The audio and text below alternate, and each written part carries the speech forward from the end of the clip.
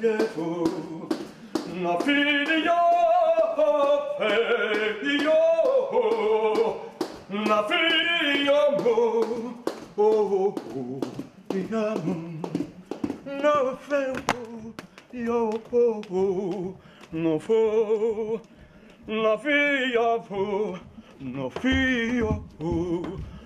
fils l'avait faux.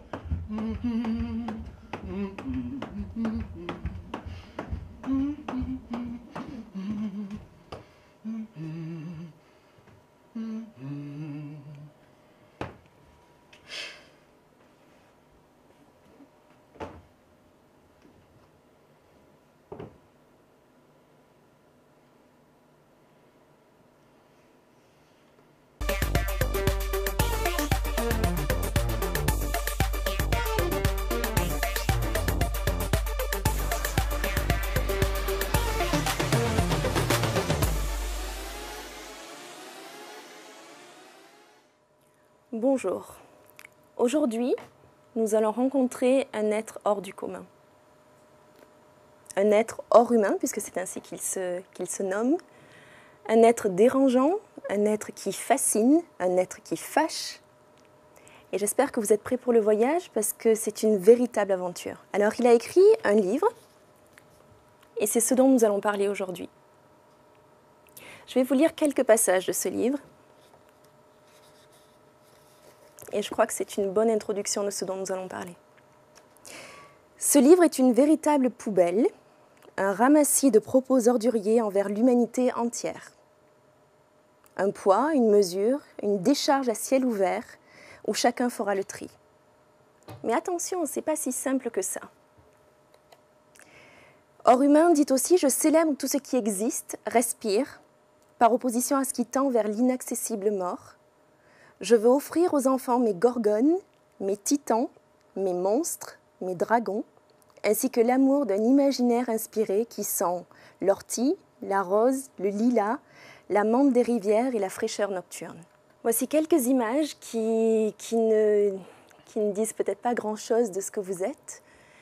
Les choses commencent en janvier 1944, et donc celui qui ne s'appelle pas encore Hors humain naît à Buchenwald, dans un camp de concentration, un camp de travail. Non, dans un camp de travail. Dans un camp de travail. Ma mère était dans un camp de travail. Et donc c'est dans ce camp de travail que vous perdez presque le souffle. Excusez-moi, c'est mon père qui est à Buchenwald. D'accord. Maman est dans un camp de travail. D'accord. Et vous naissez dans ce camp de travail. Et je nais dans ce camp de travail, le 13 janvier 1944. Au milieu des bombes, au milieu des enfants détruits par les Américains et les Anglais. C'est tout le paradoxe de cette guerre. Je nais au milieu de la fureur de l'humanité. D'un côté, le nazisme, avec la chose terrible de la Shoah. Moi, j'étais pas très loin de tous ces gosses qui ont été massacrés, ces enfants, ces femmes, ces hommes.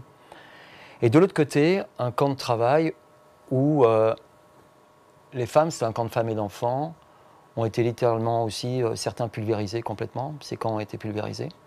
Parce que travaillaient à côté des firmes allemandes, bien sûr. Mais moi, dans cette histoire-là, je n'ai rien demandé. Je suis né dans l'horreur de la guerre. Vous naissez, vous survivez. Alors, non, je suis, comme je dis souvent, je suis un rescapé et un revenant. Pour moi, je suis parti de l'humanité au moment où je naissais dans l'horreur de l'humanité. Pas que des Allemands, de toute l'humanité. Parce qu'après tout, si on va chercher très loin l'histoire, on n'a pas beaucoup bougé pour les gosses qui ont été enfermés dans ces camps et d'autres personnes. Je pense que tout le monde était au courant et personne n'a bougé. D'ailleurs, c'est Simone Veil qui a dit ça. Elle a dit, mais on aurait pu exploser les rails qui allaient à Auschwitz. Mais on n'a pas bougé là-dessus. Vous mentionnez souvent que c'est là que vous avez presque perdu le souffle. Alors, c'est là qu'effectivement, 13 janvier 1944, c'est en plein hiver. Donc, moi, je suis né dans le froid, hein, dans le froid terrible allemand. Et en même temps, Oui, mon souffle a été coupé par les bombes. En fait, le paradoxe, c'est que les bombes m'ont coupé le souffle, elles m'ont restitué ce souffle plus tard. C'est-à-dire qu'il a fallu, peut-être, c'est tombé sur moi, mais sur d'autres enfants qui ont été eux, déchiquetés, moi j'ai pu survivre. Et ce souffle, effectivement, a été coupé par le souffle des bombes. On parle du souffle des bombes. Et le souffle des bombes est tellement puissant qu'il arrive à couper le souffle des enfants aussi. Donc, en tout cas, moi j'ai eu le souffle coupé jusqu'à 13-14 ans. Mais entre-temps, donc, vous rescapez avec votre mère, vous grandissez à Lyon, dans le quartier de la Croix-Rousse. Non, dans le quartier, non. C'est pas tout à fait les bonnes notes. D'accord. C'est pas grave. Je nais rue Vaubecourt, dans le 2e arrondissement, qui est un quartier extrêmement bourgeois. La noblesse lyonnaise se trouve là. Nous, on était par contre dans un quartier, enfin dans le petit quartier où il y avait le monde ouvrier. Il s'appelait la rue Vaubecourt. La rue Vaubecourt, c'est une longue rue qui allait sur le côté bourgeois et de l'autre côté sur le côté ouvrier. Mais alors, la Croix-Rousse et les Traboules alors? Non, c'est... Alors, où j'étais, dans le 2e arrondissement, ce sont les Traboules. Les Traboules lyonnaises, il y en a partout. Il y en a à la Croix-Rousse, effectivement, et dans le Vieux-Lyon, où moi je me trouvais, ou pratiquement où je me trouvais. C'est-à-dire dans le 2e arrondissement, il y a des Traboules, effectivement. C'est-à-dire ça passe d'une rue à notre rue. Et c'est là qu'étaient mes jeux d'enfant. D'accord. Et l'enfance d'une personne qui est rescapée et qui a peut-être des difficultés avec une certaine forme d'enfermement, comment est-ce que ça se traduit? C'est terrible, c'est terrible. C'est-à-dire que l'école maternelle, moi je sortais parce que j'ai tout fait, donc je ne demandais pas l'avis de personne. Je sortais, on tournait le dos comme ça, hop. Je partais et j'allais prendre la direction justement de ce lieu qui est en fait la passerelle Saint-Georges, qui est devenue la passerelle Saint-Jean. Et à 6 ans, j'allais me réfugier dans l'eau de la Saône, cette rivière. En risquant de vous noyer 100 fois. En risquant de me noyer, bien sûr. Mais c'était les gens qui me découvraient, puisque l'eau me permettait de calmer mon système nerveux, puisque j'avais des convulsions respiratoires. Et on parlera de mes électrochocs que j'ai eu beaucoup plus tard. Et donc là, par instinct, par intuition, comme un animal, je descendais donc sur les piles du pont.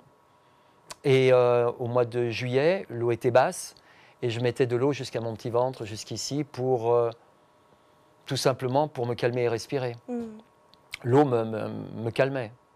Donc c'était mon remède naturel, et pas le remède des humains qui m'ont bien défiguré au niveau de mon enfance et de mes énergies. Les alchimistes. Oui, les alchimistes, alors j'ai rencontré les alchimistes j'avais 6-7 ans et je me réfugiais donc dans le Vieux-Lyon. Il y avait une rue qui s'appelait la rue de la Juiverie, où il y avait des kabbalistes, il y avait des magiciens, il y avait des alchimistes. C'est une rue très particulière que j'ai su plus tard. Il y avait les Templiers, il y avait tout un côté mystique dans ce vieux quartier. Et moi, j'allais vers... il n'y avait pas de digicode à l'époque, et je descendais dans les caves pour me cacher, pour ne pas mourir devant tout le monde, en fait. Puisque une convulsion, c'est pas de l'asthme. L'asthme, c'est déjà terrible, mais la convulsion respiratoire, c'est vous faites des roulades par terre, vous êtes comme ça, et vous étouffez littéralement. Et donc, j'allais mettre mon petit ventre sur les pierres. Je suis sûr des alchimistes qui m'ont parlé, qui m'ont dit, voilà, tu vas faire ça, ça et ça, pour vivre. Pas pour survivre, pour vivre. Et donc, ils m'ont parlé, ces alchimistes, c'est sûr. Donc, ce souffle est un souffle complètement alchimique. J'en ai fait une symphonie respiratoire plus tard, beaucoup plus tard. Et je connais toutes les règles, toutes les lois, et surtout l'amour du souffle que je donne maintenant, que je dispense à des enfants, à des adolescents, dans les collèges et à des gens de tous bords, de tous milieux, pour gagner ma vie, entre autres. Une deuxième grande étape a été l'étape des électrochocs, une étape terrible. Alors ça, c'est une étape redoutable, pas monstrueuse, parce que j'aime beaucoup les monstres, moi, mais très, très humaine, en fait. Très humaine, puisque celui qui a eu le prix Nobel des électrochocs, c'est toujours en place, les électrochocs. Et c'est une pourriture totale. Donc moi, j'ai subi ces électrochocs dans l'Institut médico-légal. C'est-à-dire vous avez l'hôpital Édouard Herriot qui est ici, en face, vous avez l'Institut médico-légal, qui est un institut où on met les morts. Et moi, je me souviens, mon beau-père m'emmenait là, et donc je voyais les cercueils vissés, et j'avais 7 ans. Et ensuite, on mettait du sel sur la tête, on mettait sur une chaise, comme ça, il y avait les scientifiques, enfin les infirmiers qui étaient dans leur petite cabine, et on m'explosait la cervelle. C'est un peu comme Orange Mécanique, un peu, hein. C'est un peu les mêmes histoires d'ailleurs. Orange Mécanique, ça se passe sur une chaise, moi ça se passe sur une chaise. Et je fais un peu comme la fin du film d'Orange Mécanique, je crois que c'est Ken Russell qui a fait le film, et où je regarde et je souris, en disant, vous avez fait un monstre là en face de vous, un vrai, qui va se retourner contre votre humanité. Je vous cite, vous dites « Je Je vous suis en prie. née de ces électrochocs qui ont réveillé en moi tous les enfants morts des camps. Les êtres ainsi créés sont irrécupérables, ils dansent dans le vent. » Oui, on est récupérable. Qui peut nous récupérer? L'humain, le psychologue, le psychiatre, le psychanalyste? Mais personne ne va nous récupérer. C'est quelque chose d'extrêmement violent, d'extrêmement puissant. Oui, j'aurais pu devenir terroriste. Oui, j'aurais pu devenir quelqu'un. Mais non, parce que mon âme me disait de ne tuer personne. Et ce n'est pas dans... J'ai choisi l'art, j'ai choisi de m'exprimer.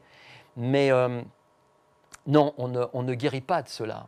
Même on ouvre les plaies.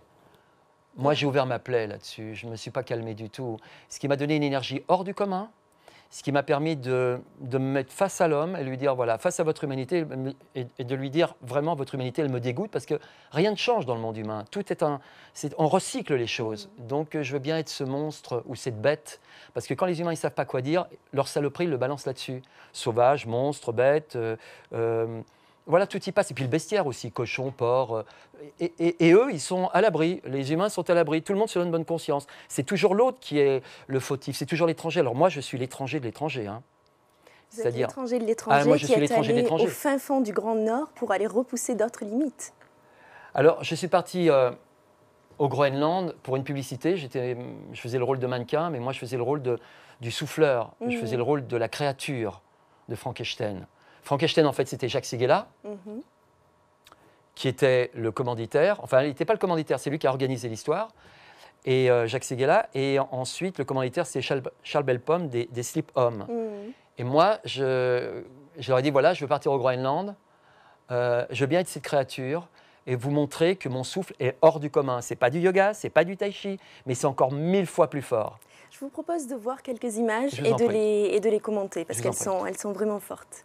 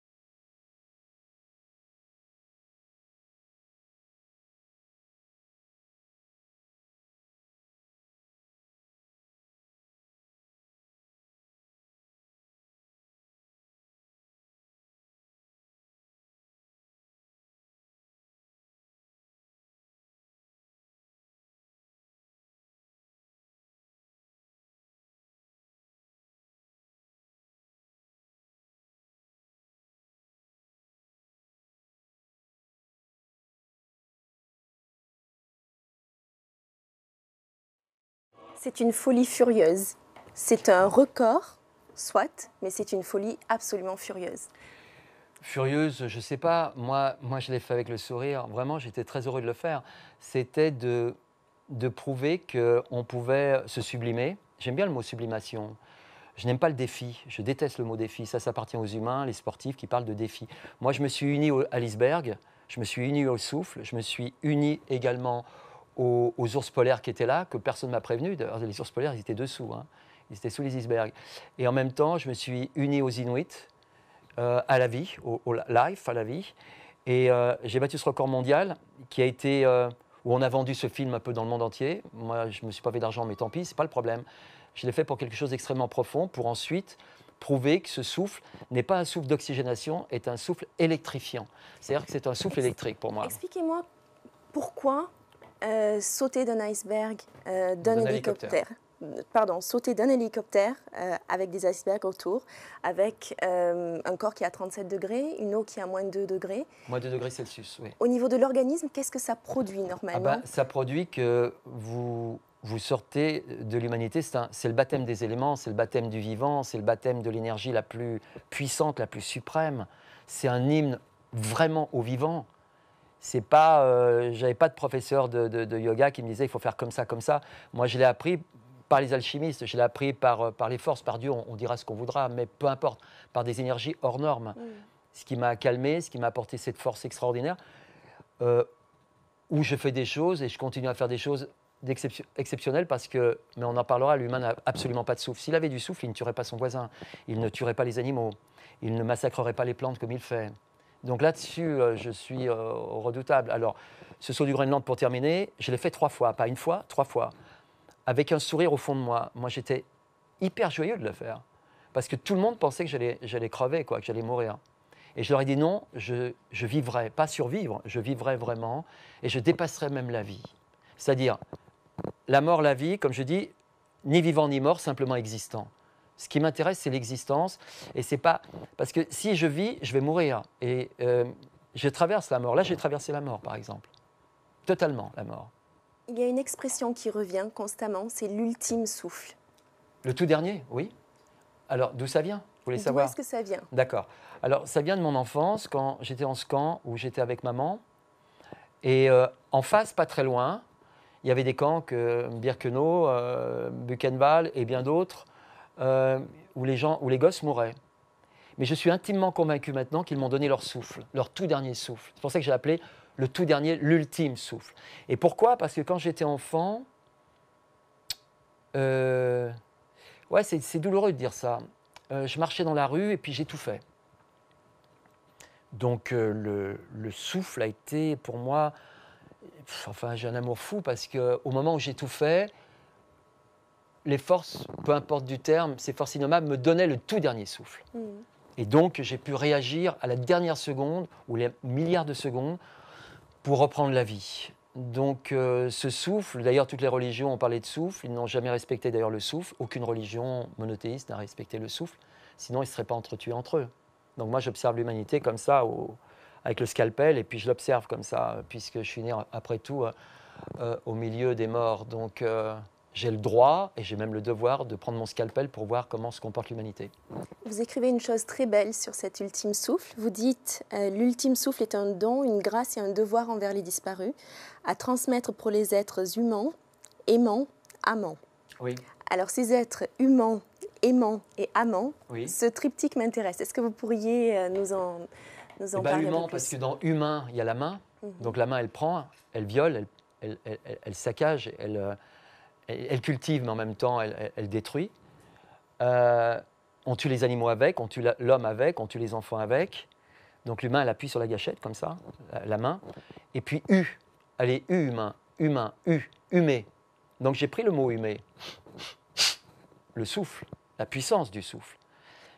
Je répète encore une nouvelle fois, si l'homme avait le souffle, il ne serait pas tueur comme il est actuellement, là maintenant, en 2014, et ce qui sera en 2018, et en 2020, et en 2050, et en 2000, ou en 3000. Il continuera sa trajectoire. Alors, aimant, parce que j'aime, je ne pourrais pas donner mes cours de souffle à des mômes, même si je suis surhumain, si je ne les aimais pas. Donc j'aime l'amour de la vie, de l'âme, j'aime la femme, j'aime l'enfant, j'aime la terre, je lèche les arbres. Quand j'étouffais, je mettais ma langue sur les rochers comme ça pour prendre cette énergie. Je cherchais l'énergie. En fait, l'humain me faisait peur, puisque c'est lui qui m'a détruit. Enfin, qui a essayé de me détruire. Mais il a détruit d'autres hommes, d'autres enfants. Et en même temps, alors aimant, les aimants, aimant. Donc aimanté avec la terre et le cosmos et toute l'énergie qui est là. Et puis, j'aime bien le mot amant, aimant. J'aime les amants. Les gens mariés m'emmerdent, mais j'aime les amants parce qu'ils se retrouvent comme ça. Ça dure 1 milliard de secondes, mais c'est fabuleux, quoi. C'est de l'amour à la puissance brute. Et j'aime ça. Après, on se fatigue. Les hommes mariés, les femmes mariées, elles se fatiguent. Ils regardent l'autre, regardent l'autre, regardent l'autre. Ça, moi, j'aime bien les amants, quoi. Ils se retrouvent. Comment c'était le truc des amants, le film je ne sais plus exactement. Mais j'aime les amants. Parce qu'il y a le mot aimant, ils s'aimantent comme ça, puis après, ils partent, ils se séparent, mais c'est noble, c'est beau, c'est puissant. J'aime bien cette énergie, quoi. Le marié, il se marie, et puis il vieillit vite, et rien. Alors, animal, végétal, humain, je comprends. Hors humain, qu'est-ce que c'est? Qu'est-ce que hors ça humain, veut c'est dire? Hors humain, c'est quelqu'un qui, le devient? officiellement, sort volontairement de cette humanité. Il n'a plus envie de jouer avec l'humanité. Il a dit non, stop. il vit au milieu des humains, il respecte les règles des humains, mais il a aussi ses propres règles et ses propres lois. Il a ses lois, il a ses règles, et je dirais même qu'il est au-delà de la loi. Ça fait écho à un certain Capitaine Nemo ou à 20 milieux sur les mers. Alors, ça fait partie à 20 milieux sur les mers, qui est un livre. Moi, j'ai adoré Jules Verne, Michel Strogoff et compagnie. C'est un aventurier, comme nous, on était des aventuriers avec Patrick Edlinger, qui malheureusement est parti dans son monde, qui était un mec sublime et merveilleux. Boivin, que j'ai rencontré, Edlinger, Siroto, qui est mort avec son... C'était un kayakiste extraordinaire. Ils avaient une âme, c'est les héros pour moi. Les vrais héros, c'était eux. Ils n'étaient pas des aventuriers, en fait, c'était des héros. Et je pense que Jules Verne a parlé plus des héros que des aventuriers. Le mot aventurier, j'aime pas trop. Ça arrange les humains de dire aventurier. Ils les prennent un peu pour des cons. Mais l'aventurier, c'est ouais, bon, bah, je suis un aventurier. Les héros, c'est différent. Eux, comme je dis, ils ont multiples vies, les héros. Ils n'ont pas peur de donner leur vie puisqu'ils ont d'autres vies. Il n'y a que l'humain qui a peur de donner sa vie, en fait. Lui, il a peur. Mais un héros, c'est quelqu'un qui va se sublimer aussi. J'aime bien le mot sublimation, pour sauver un gosse, pour faire quelque chose de son existence. Voilà. Alors, voilà. Alors, bon, on va parler du capitaine Nemo. Et il dit ceci. Les plus fâcheuses circonstances vous ont mis en présence d'un homme qui a rompu avec l'humanité. Vous êtes venu troubler mon existence, dit-il. Et il dit, c'est rapide, « Monsieur le professeur, répliqua vivement le commandant, je ne suis pas ce que vous appelez un homme civilisé. J'ai rompu avec la société tout entière pour des raisons que moi seul, j'ai le droit d'apprécier, je n'obéis donc point à ces règles. Et je vous engage à ne jamais les invoquer devant moi. » Et il termine en disant, non seulement il s'était mis en dehors des lois humaines, mais il s'était fait indépendant, libre dans la plus rigoureuse acceptation du mot, hors de toute atteinte. Merci Jules Verne. Je souffle sur ces pages. Hors de toute atteinte, hors humain. Il y a une photo que je trouve terrible, choquante. C'est la photo de votre plongée dans la Seine. Et... Elle est choquante pour vous, je peux le comprendre. Elle n'est pas choquante pour moi parce qu'on traverse la pollution. On n'en a rien à faire de la pollution. La pollution va continuer. L'humanité, elle a beau se cacher derrière ces petites histoires. La pollution continuera. Ou alors il faut arrêter les satellites qui sont dans l'atmosphère. Parce que là, on parle des choses visibles. On ne parle pas des radiations des portables et ainsi de suite. Donc même les écologistes sont en porte-à-faux parce qu'ils devraient dénoncer ça. Par contre, les centrales nucléaires et ainsi de suite. Bon, très bien. Oui, les centrales nucléaires, c'est des choses extrêmement épouvantables pour la Terre. Je ne parle pas uniquement pour les humains, parce qu'on parle toujours des humains dans cette histoire-là. Moi, je parle par exemple des poissons et même des rats qui vivent dans ce bordel-là. Je ne parle pas uniquement des humains, parce qu'on parle encore des humains. L'humain, s'il respectait le vivant, les êtres vivants, il aurait plus ce qualificatif ségrégationniste du mot humain. Donc je m'élève contre. Et d'ailleurs, je vais vous dire une chose. J'irai au tribunal de La Haye pour enlever ce mot. Je vais essayer de le gommer. Là, ça va faire un sacré bordel, parce que le mot humain, il est entaché par la Shoah, il est entaché par Verdun, il est entaché par Kigali, il est entaché par le Rwanda, il est entaché par la Yougoslavie, il est entaché. Donc il a des taches de sang absolument partout. Donc voilà, je pense que l'humanité, c'est un bain de sang. Voilà. Après, moi, je m'élève, effectivement. Alors là, on me voit. Là, c'est un autre iceberg. C'est un iceberg de pollution extrême. Ça se passe entre deux péniches, c'est sur la Seine. Et je savais qu'à l'époque, Chirac, il m'a fait rire parce qu'il disait qu'il allait se baigner dans la Seine. Il ne s'est jamais baigné, Chirac. Moi, voilà, je m'en fous. J'aime bien Chirac, en plus, il est trop drôle. Et il ne l'a pas fait. Moi, je l'ai fait. J'ai plongé effectivement dans la Seine. Mais pour en arriver là, il fallait que je passe sous l'iceberg de crasse de l'humanité, poussé comme ça. Il y a juste la tête qui sort. Et tiens, il y a Coca-Cola d'ailleurs qui est dessus. Il y a Pelfort, il y a toute la merde des humains. Voilà, c'est dessus là. D'ailleurs, c'est un champ multicolore, c'est très beau au niveau des couleurs. D'ailleurs, Benetton aurait dû me promotionner pour cette histoire-là. On leur proposera peut-être à voir. Peut-être un jour, on verra. Vous êtes un entre-deux mondes quelque part. Vous définissez comme étant un fantôme. Oui. Il y a une image qui montre un de vos terrains d'entraînement, les cimetières. Oui. Le terrain, c'est plus que des terrains d'entraînement, ce sont presque des terrains de vie. Ah, les cimetières. J'avais 12-13 ans quand j'étais pensionnaire, parce que j'étais pensionnaire jusqu'à 15 ans. J'allais dans les cimetières et je voulais tout le temps me mettre en contact avec les enfants, puisqu'il y avait le pensionnat. Il y avait des gosses de 8, 9, 10 ans, 11 ans. Et moi, j'allais dans les cimetières pour dire aux enfants, allez, relevez-vous, on va faire une résurrection. Vous allez vous lever, et on va marcher, vous allez marcher avec moi. Comme je connaissais la mort, j'avais un contact incroyable avec la mort. Et puis mon père génétique m'a laissé le côté médium. Donc je rentrais en contact avec ces gosses. Et il y a des gosses qui dormaient, d'autres qui se réveillaient et qui voulaient sortir de ces cimetières. Et c'est vrai que je continue à le faire au Père-Lachaise, c'est-à-dire que je m'entraîne la nuit avec ma corde à sauter, je vais sauter sur les tombes pieds nus avec beaucoup de respect pour donner cette vibration aux disparus. Et il m'est arrivé des drôles de choses là-dessus. Moi, je les ai sentis vraiment. Alors, je suis un fantôme incarné, puisque je ne suis pas désincarné, incarné, mais fantôme en regardant ce monde autrement et ailleurs. Et la nuit, je vais souvent au Père-Lachaise contacter. D'ailleurs, j'ai une petite anecdote. J'ai une petite fille qui s'appelle Marie, qui est dans une petite crypte, complètement la porte ouverte, vieillie, la porte elle est complètement usée. Je rentre à l'intérieur et un jour, j'ai vu Marie, comme ça, sur la petite plaque. Elle est morte à 6 ans. Et ça m'a terriblement troublé. Et puis, je me suis mis en contact avec cette gamine. Et de là, je lui ai dit, je vais donner mon souffle. Je vais donner mon tout dernier souffle. Alors, j'ai donné ce souffle. Comme je dis, j'ai donné du souffle à la mort et la mort m'a souri. Et donc, j'ai soufflé sur la gosse et je l'ai vraiment ressenti. Et elle était très joyeuse. Et peut-être, enfin, des fois, je loupe mon mois, mais bien souvent, tous les mois, je vais dans ce lieu incroyable et donner du souffle à la petite Marie, qui se trouve dans une crypte. Voilà, je la fais revivre dans mes mondes à moi. Et dans vos mondes à vous, parfois vous avez des percées dans le monde humain et vous établissez des ambassades. Alors ça, Oui. ça a été une grande découverte. Je pense que nous avons une image de l'ambassade sur une des passerelles à Paris. Alors, vous êtes ambassadeur d'où? Pour qui? Quel est le message de cet ambassadeur? Alors, le message, il est très simple et très complexe.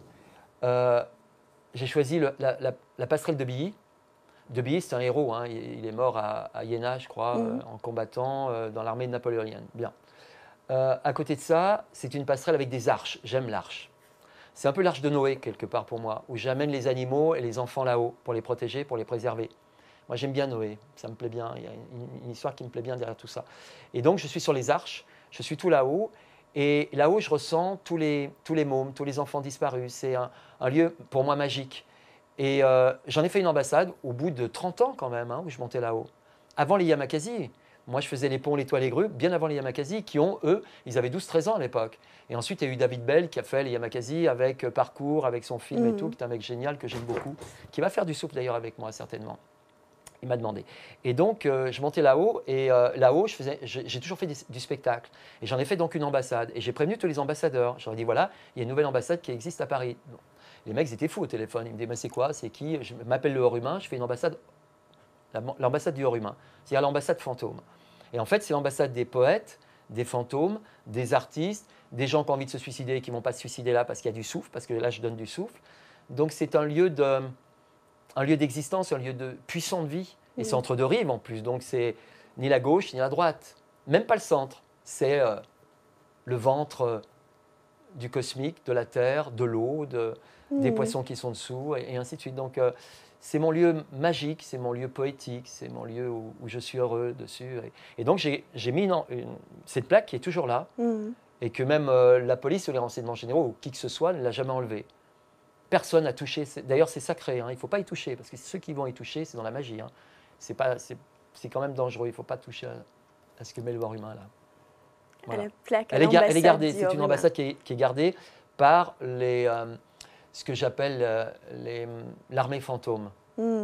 Et la Légion des forces spéciales, d'ailleurs, tourne autour et protège ce lieu, qui est un lieu magique, qui est un lieu extraordinaire, qui n'est pas dans l'humanité, qui est hors de l'humanité, mais qui n'a pas de méchanceté ou de dureté sur l'humanité. Simplement, c'est un projecteur, quoi.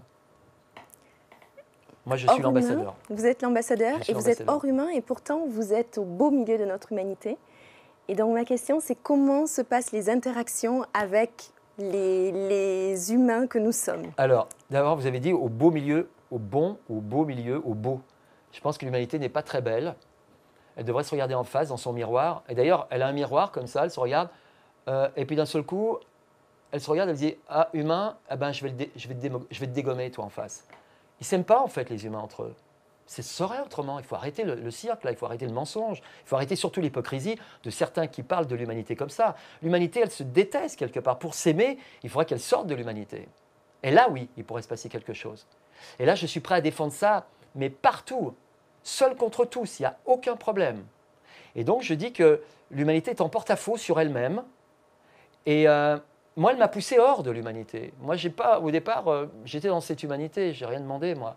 Je n'ai pas demandé à ma mère de naître. C'est pour ça que je parle souvent. Qu'est-ce que j'étais avant ma naissance? Et je remonte le courant avec mon souffle, comme les saumons, avant ma naissance. Et c'est là que je vais chercher la force. Et c'est là que je vais chercher l'énergie. C'est surtout pas dans l'humanité que je vais la chercher. Mais pas du tout. Dans les rivières polluées, sur le périphérique, je ne sais pas si on le verra tout à l'heure, ou quand il y a eu la pollution, j'ai fait la bougie sur une petite barrière de quelques centimètres. Mais on m'a dit, mais c'est pollué. Et je dis, oui, c'est le pic de pollution, mais je m'en fous, moi, de la pollution. Je passe à travers la pollution. Je pense Comment les gens réagissent face à ce message-là? Je m'en fous, mais alors complètement. C'est pas mon problème. Alors, c'est pas tellement... La question, c'est pas si vous en foutez ou pas. C'est quel est votre témoignage, quelles sont vos interactions avec les humains quand vous leur lancez cette bombe? Moi, je lance à des êtres libres. Je lance à des êtres affranchis. Je lance à des êtres qui aiment profondément le vivant, la nature et les animaux. Si on tue un animal, on est en porte-à-faux, puisque dans le monde humain, on dit que tu ne tueras point. C'est dans la Bible. Tu ne tueras point. C'est gravissime, quoi, l'histoire. Et on touche un animal. On l'amène aux abattoirs, là, de plus en plus, les fast-food, les McBurgers, ça monte partout, même en Inde. Ils sont fous furieux, ces humains. Ils sont fous, ces humains. Ils tuent leurs semblables. Le sang appelle le sang. Un animal mort amène la mort à l'intérieur. Et moi, j'appelais ça, les humains, je les ai appelés les ventres cancérisés. Ils vont choper le cancer, mais grave. On ne touche pas un animal. Jamais. Et je défendrai la cause animale jusqu'au bout. Un animal a une âme.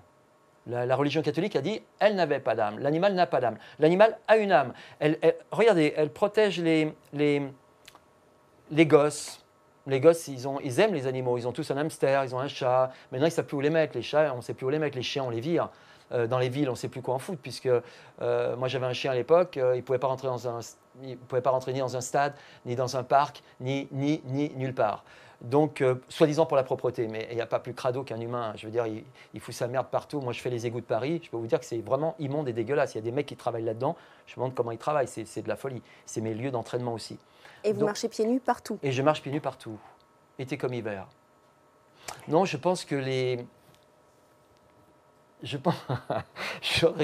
pense que les extraterrestres m'ont un jour déposé, vous savez, pour être l'espion des humains. J'aime bien ce côté un peu roman, ce côté un peu bande dessinée, pour regarder comment ils agissent. Puis ils m'ont dit, non, je voudrais juste terminer. Ils m'ont dit, bon, écoute, hors humain, on te laisse. Ah putain, lâchez-moi pas, quoi. Je voudrais remonter dans la scoop. Ils m'ont dit, non, tu vas rester là. C'est ta mission, reste jusqu'au bout. Et vous avez une mission qui vous amène à travailler avec des enfants, avec des collèges, dans des milieux difficiles, à donner du souffle, comme vous dites, au travers de cours. Donc vous êtes un hors humain qui a un amour absolument inconsidéré pour l'humanité, finalement. Pas pour l'humanité. Alors là, on va encore se battre. Pas pour l'humanité. Enfin, j'ai pas envie de me battre, non. Mais pas pour l'humanité, pour des êtres que j'aime, des êtres vivants. Vous voyez, entre le mot être humain, de quel droit d'abord être humain? Je vous ai dit que c'est de la ségrégation pour moi. C'est une ségrégation. Les humains sont très ségrégationnistes entre eux. Ça, c'est une justesse imparable. Qu'on me dise qu'un professeur vienne ici, qu'un politique vienne ici, qu'un scientifique vienne ici, qu'un philosophe vienne ici, je veux bien débattre avec lui. Et d'un autre côté, il y a les êtres vivants. Pourquoi nous ne serions pas des êtres vivants? Pourquoi on ne respecterait pas la mouche, l'animal, au lieu d'écraser la mouche, le serpent? Si Dieu existe, il a mis tout le monde à même égalité, dans la même joie d'exister. Pourquoi on enlève une vie? On enlève une vie à une araignée, on enlève une vie à un humain. Avec ce message, vous êtes une sorte de veilleur sur l'humanité. Et nous avons de très très belles images de vous sur les toits. Oui, j'aurais terminé, excusez-moi, avec les enfants. J'ai une joie exceptionnelle de travailler avec les enfants. Malheureusement, il n'y a que 2 collèges qui m'ont offert l'hospitalité pour des collèges en zone prioritaire. C'est Albert Camus. Et j'adore Albert Camus en plus, ça tombe bien. J'aime bien cette tête qui est complètement hors norme aussi. Et ces gosses ont été fous de joie. J'aurais fait faire de la poésie, ils ont écrit de la poésie. Ensuite, c'était des gosses qui sont très nerveux parce que déracinés, parce qu'on ne va pas rentrer dans tout ça. Des gosses qui sont mal dans leur peau, comme moi je l'étais aussi. Et donc, j'ai enlevé ma peau humaine. Moi, c'est fini, c'est terminé pour moi. Mais eux, ils ont encore gardé leur peau.